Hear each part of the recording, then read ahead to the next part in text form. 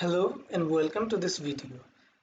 Last भिडियोमा हामीले data फ्रेमलाई create गरेको थियौँ र त्योभन्दा अगाडि हामीले सिरिजलाई पनि इन्ट्रोड्युस गरेको थियौँ। लास्ट भिडियोमा हामीले डाटा फ्रेम क्रिएट गर्न र एक दुईवटा इन्डेक्सिङ टेक्निकहरूलाई पनि हेरेको थियौँ र आज इन्डेक्सिङ र स्लाइसिङको टेक्निकहरूलाई यसरी नै कन्टिन्यू गर्दै let's begin with this video. त्यसको लागि म सुरुमा एउटा डेटा फ्रेम क्रिएट गर्नेछु।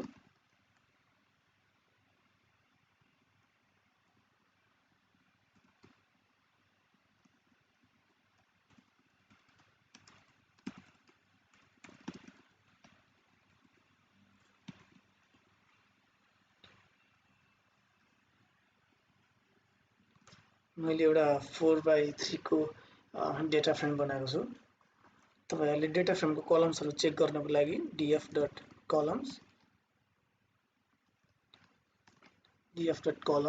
इन्डेक्स चेक गर्नको लागि df.index इन्डेक्स भनेको हाम्रो यो रोजहरुको नेम र कलम्स भनेको हाम्रो यो कलम्सको पार्टिकुलर नेमहरु। त्यसैले अब डेटा फ्रेमको भ्यालुजहरुलाई म्याट्रिक्समा प्रिन्ट गर्न चाहनुहुन्छ भने यसरी पनि numpy एरेमा क्रिएट गर्न सक्नुहुनेछ। यसको तपाईहरुले टाइप हेर्नु हो भने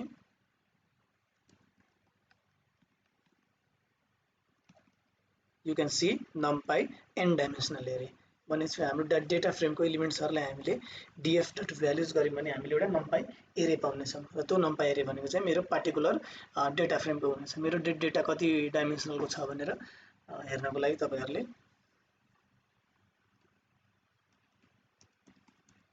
यसरी df.ndim पनि गर्न सक्नुहुन्छ। डेटा फ्रेमको शेपको लागि df.shape तपाईहरुसँग जहिले पनि कुनै डेटा फ्रेम आयो भने यति कुराहरुलाई चाहिँ कहिले पनि नबिर्सिनु होला इम्प्लिमेन्ट गर्नको लागि। र अर्को भिडियोमा मैले भनेको थिएँ पार्टिकुलर एलिमेन्ट्स कलमको एलिमेन्ट्सहरुलाई एक्सेस गर्नको लागि df र कलमको नाम इफ आई गिभ 1 भनेपछि मसँग कुन भ्यालुहरु छ 9182 सो मसँग 1 को भित्र के छ 9182 यसरी नै तपाईहरुले गर्न सक्नुहुन्छ।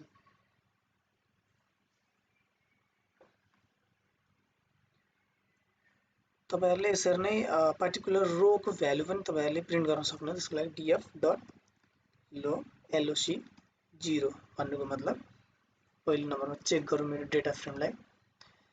यस तपाईहरुको फर्स्ट रोमा कुन भ्यालुहरु छ 0 मा sorry first Roma 195 so df.location 0 मा 0 लोकेसनमा तपाईहरुको भ्यालुहरु के छ 195 यो 195 भनेको 195 यो 12 012 भनेको तपाईहरुको कलम हो। यसरी नै df.location थर्ड लोकेसनको भ्यालु चेक गर्नको लागि df.loc 3 भनेपछि तपाईहरुको यो भ्यालुहरु भयो 4 2 3 यसरी नै तपाईहरुले पार्टिकुलर रो कलमहरुको पनि चेक गर्न सक्नुहुन्छ। त्यसको लागि df.ilo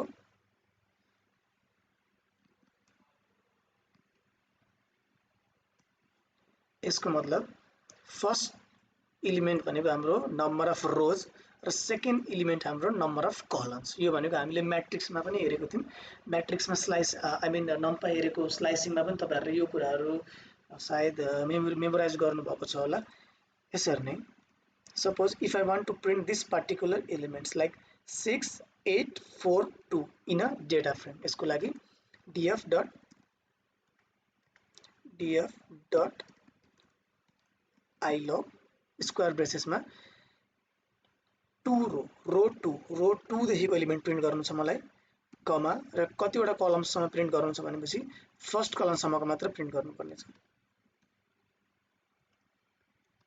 यसरी 6842 तपाईहरुले iloc युज गरेर चाहिँ तपाईहरुको आवश्यकता अनुसार तपाईहरुले यसरी नै प्रिन्ट गर्न सक्नुहुनेछ। ओके अर्को एउटा एक्जाम्पल पनि हेरिहालौं यो सँगसँगै।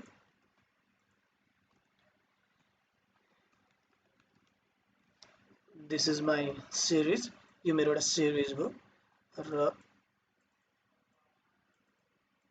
यसमा एउटा अर्को सिरिज पनि म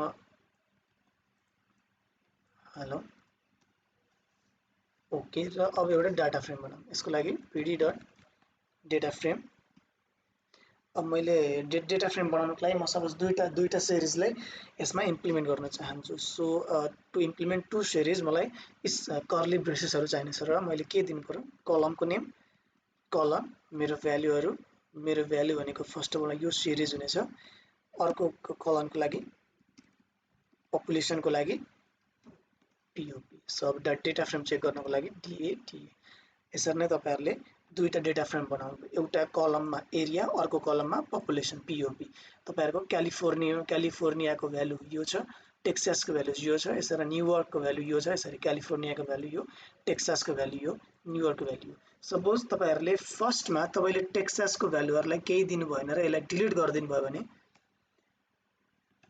तपाईहरुले यो डेटाको सेक्सनमा अब टेक्सासको ठाउँमा यहाँनेरि NAN देख्नुहुनेछ।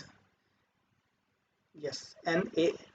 यो किन भयो भन्दाखेरि मसँग भएको कलम्सहरु पपुलेसनमा 5 वटा छ र मसँग एरियामा कलम्सहरु 4 वटा मात्रै छ र मैले डेटा फ्रेम क्रिएट बनाउँदाखेरि मेरो म्याक्सिमम नम्बर अफ कलम्स जुन एलिमेन्टहरुमा छ त्यो सबै कलमहरुलाई यसले कलम या त रोलाई यसले लिनेछ।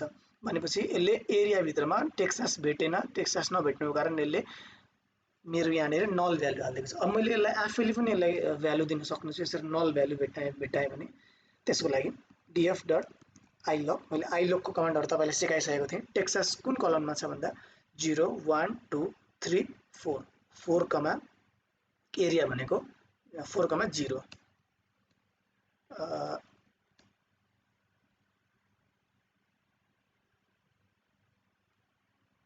ओके,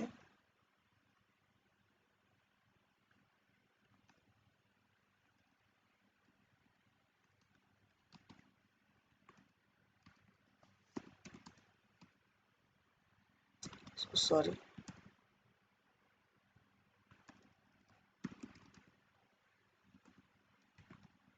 ओके, मैले डेटा लेख्नु पर्ने बिर्सेर डीएफ लेखेर गरेको छु अघि। ओके, सो हामीले 4,0 मा मेरो के छ, न्यान छ, यो भनेको यो नल भ्यालु। यसलाई मैले अब रिप्लेस गरेर 500 पनि दिन सक्ने छु। अब मैले मेरो डेटा चेक गरेँ भने मैले टेक्सासको भ्यालु अलरेडी रिप्लेस गरेर 500 बनाइसकेको छु। यसरी नै तपाईहरुले चेक गर्न सक्नुहुनेछ र कुनमा नल भ्यालुहरु छ र नल भ्यालुहरुलाई तपाईले आइलग दिएर पनि फिल गर्न सक्नुहुन्छ यसमा। सो तपाईहरुले कलम्स एक्सेस गर्नको लागि यसरी पनि एउटा तरिका थियो र अर्को तरिकाले पनि एक्सेस गर्न सक्नुहुन्छ। लाइक dat data डट दिएर कलम नेम दिनुभयो भने तपाईहरुले भ्यालु पाउनुहुनेछ। या त तपाईहरुले स्क्वायर ब्रेसेसमा पनि स्पेसिफाई गर्न सक्नुहुनेछ यसरी, या त तपाईहरुले तपाईहरुको डेटा फ्रेम डट र भ्यालुको नाम पनि दिन सक्नुहुन्छ। यसरी नै अब एउटा नयाँ डेटा फ्रेम पनि यसमा बनाउन ट्राई गरौँ। मसँग भएको डेटा फ्रेम भनेको यति मात्र छ, कलम्स, एरिया र पपुलेसन दुईटा। अब म एउटा नयाँ यसमा डेन्सिटी भन्ने कलम्स एड गर्नको लागि तपाईहरुले सिधै डेटा ब्र्याकेटमा जे पनि एउटा कुनै इन्टिजर या त स्ट्रिङ दिनुभयो भने तपाईहरुको नयाँ डेटा फ्रेम क्रिएट हुनेछ। त्यसको लागि डेटाको डेन्सिटी कलमको लागि data dot population divide by data of area. यसको मतलब यो डिभाइड बाई यो डिभाइड बाई यो भएर तपाईहरुको एउटा नयाँ अब अर्को कलम हुनेछ। त्यसको लागि this is the one, population divided by density, यो डिभाइडेड बाई यो डिभाइडेड बाई यो डिभाइड बाई यो गरेर तपाईहरुले यो भ्यालु पाउनुभयो। त्यसरी प्र्याक्टिस गर्नु होला। I will see you in the next video. Thank you.